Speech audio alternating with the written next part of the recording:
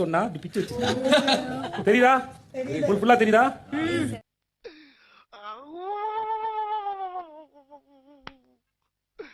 இன்னைக்கு என்னெல்லாம் பண்ண போறாரோ. நீங்க ஒழுங்கா பதில் சொன்னீங்கன்னா நாங்க வெளியே தச்சுப்போம். ஊசி கூட வந்திருக்கேன். நீங்க சுத்த அவசியம் உட்காந்து தைக்க ஆரம்பிச்சிடணும் அவனுக்கு. அடே பேயில போமா இலே கேள்விக்கு ஒழுங்கா நேரடியா பதில் சொல்லனா உங்களை கவனிக்காம நான் அவட்ட உட்காந்து தைக்க ஆரம்பிச்சிருப்போமே. இதான் எனக்கு டாஸ்க். இங்க இருந்து உங்களுக்கு இதெல்லாம் வருது. அதான்டா எனக்கு தெரியல. யார் சொல்ல விரும்புறீங்க டாஸ்க் பத்தி? ராணவ் சொல்லுங்க. ராணவ் ராணவ் நீங்க உட்காருங்க. ஐயோ ராணவ் ரயான் உங்க ரெண்டு பேர்ட்டையும் நான் பேசணுமான்னு முதல்ல முடிவு எடுக்கணும். அதுக்கப்புறம் தான் உங்களுக்கு கேட்கறதா இருக்கு. எனக்கு ஏகாம்பரம் அலாட்டாய்க்கடா அலாட்டாய்க்க. குரூப்பா ஃபார்ம் பண்ணீங்களே யாரெல்லாம் குரூப் சொல்லுங்க. உங்க டீம் பேர் என்ன? ஆதரவற்றோர் குழு சார். 6 பேர் ஒருத்தருக்கு ஒருத்தர் ஆதரவு. ஆனா அது பேர் ஆதரவற்றோர் குழு.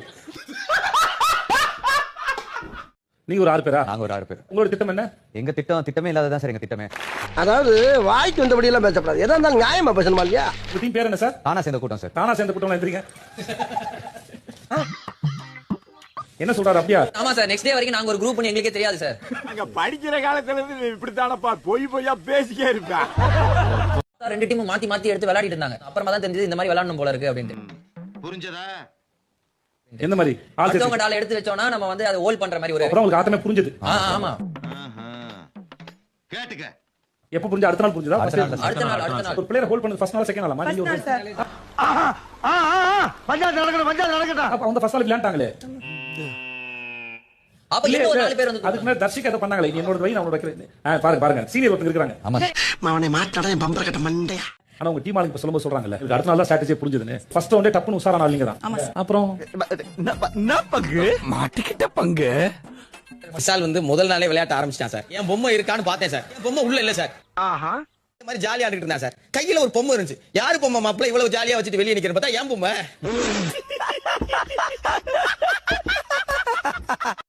ஏன்டா வச்சுட்டு வெளியே நிக்கிறேன்னா அதெல்லாம் போட்டு நிப்பேங்கிறேன். காலில் விழுகிறேன், கதறேன், குண்டே விடான்னு கெஞ்சுறேன். வாய்ப்பு இல்ல ராஜா, வாய்ப்பு கிடையாது. என் பொம்மை போனா உன் பொம்மை போகும்னா என் பொம்மையை தேடி அதுக்கு ஒரு ஆளை பிடிச்சி அப்புறம் 2 பொம்மை கொண்டே சேர்க்கறதுக்குள்ள மூச்சு வாங்கி போச்சு சார். நல்லா பண்றனோ இல்லையோ ஆனா நீ நல்லா பண்ற. You are right mister Vishal. உங்களுக்கு புரியாம தான் நீங்க விளையாட்டு விளையாண்டுருக்கீங்க. கரெக்ட் தானே?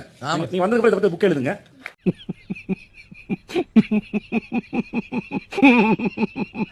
எழுதுவாரு. அடுத்து வரைக்கும் சீசன்ல வரவங்க அதை பார்த்து படிச்சு தெரிஞ்சு விளையாண்டுப்பாங்க. இந்த அவமானம் உனக்கு தேவையா? அன்ஷிதா அண்ட் ஜாக்லின் ஒரு தடவை போல பாராட்டுகள். Thank you your honour, thank you. அப்புறம் ஜாக்லின் அந்த கமிட்மெண்டோட இருந்தது. Thanks, love you forever. உங்க 2 பேரையும் நான் சேவ் பண்றேன். ஐயோ ஐயோ நான் என்ன செய்வேன்? யார்கிட்ட போய் சொல்லுவேன்? ராமா ஐயா அப்படி ஈஸ்வரா. எனக்கு ஜாக் பேசுறதுல ஒரு நியாயம் இருந்ததுல ஒரு நியாயம் இருந்தது. அப்படிங்களா? ரொம்ப சந்தோஷம். ஜாக் தன்னை காப்பாத்தும் விளையாண்டாங்க. அப்புறம் அதுக்காக கொடுத்த கமிட்மெண்ட்டுக்கு விளையாண்டுருக்காங்க. அதுக்கு என்னங்கிற இப்ப இப்படி இருக்கும்போது உங்களுக்கு எதுக்கு கேம் முடிஞ்சதுக்கு அப்புறம் எதுக்கு உங்களுக்கு ஜாக் மேல அந்த வருத்தம் வந்து இப்ப நான் என்ன உங்கள்கிட்ட சொல்றது? நான் நிஜமா வேணும்னு தான் போல. இதுதான் தவறான விஷயம். அப்ப ஒருவேளை இந்த இடத்துல ஜாக் விட்டு கொடுத்தும் தோத்து போயிருந்தா உங்களுக்கு சரியா இருந்திருக்குமா? தேவையில்லாத ஐடியாலாம் கொடுத்துட்டு நம்மளை இறக்கி விட்டு படிக்க பாக்குறானே. இவங்கிட்ட போய் நான் என்னத்த பேசுவேன்? இல்ல சார் அந்த இடத்துல வந்து ஐ அம் நாட் ஜாக்கோட ஓகே. நீங்க சொல்றதுக்கான காரணம் என்னன்னா வேற ஒண்ணும் இல்ல. சொல்லு, நீ தான் தைரியமான ஆளத்தை சொல்லு. அந்த இடத்துல வந்து நான் சொல்றதுக்கு ரீசன் என்னன்னா ஜாக் கிட்ட நானும் ஃபர்ஸ்ட்ல இருந்து சொன்னது. இப்ப ஜாக் ஒரு பொம்மை உள்ள வச்சானா அவங்க கேம் விட்டு வெளியே போயிட்டாங்கன்னு அர்த்தம். அவங்க விளையாட முடியாதானே? அப்ப அவங்க தனக்கான ஆட்டத்துக்கு அவங்க தான் நிக்க முடியும். ஏன் வருத்தம் வந்துச்சுன்னு கேக்குறேன். அவ்வளவுதான் சார் வருத்தம் இல்ல சார். இதுக்கு ஒரு முடிச்சு போடுறேன். முடிச்சு போடு. சாம்பார் ஆப்பு எனக்கு புரியுதா உங்களுக்கு? உனக்காவது புரிஞ்சதா? உனக்கு புரிஞ்சுதாமா?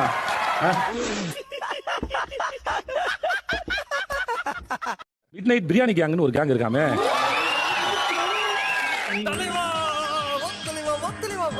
மிட் நைட் பிரியாணி கேங் எந்திரிங்க. என்னடா சொல்ற?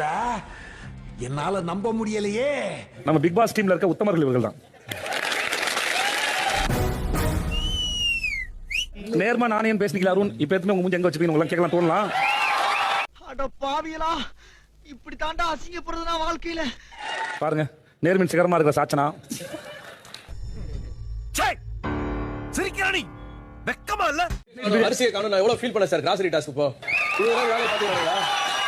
நல்லா இருக்க மாட்டானா? நீ டிக்டாக் பண்ற நல்லா இருக்க மாட்டடா தம்பி.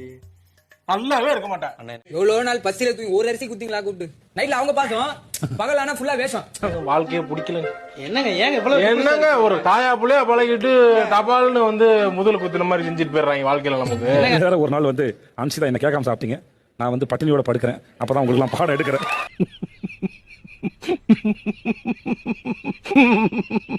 சவுண்டர் ரெடியா, சவுண்டர் ரெடியா இருந்துக்கோங்கம்மா. என்ன ரெடி இதோ வந்துட்டேன். இப்போ நீங்க கேளுங்க அவங்கள. என்ன இருந்தாலும் பிரியாணி கேட்கற போல இருக்கு. ஃப்ரிட்ஜ்ல போய் ஒரு பீஸ் தான் சார் பட்டர் எடுத்தேன், அது கூட கேட்டேன்னு சொன்னாங்க சார் அன்ஷிதா.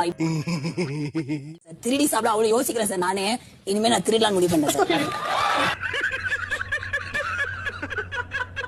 வந்தாங்களா குண்டான பிரியாணி சமைச்சிருக்காங்க 3 நாள், அதுவே தெரியல. அவ்வளவுலாம் இல்ல சார். கேஸ்னு வந்ததுக்கு பேசுறாங்க பேசுவோம்.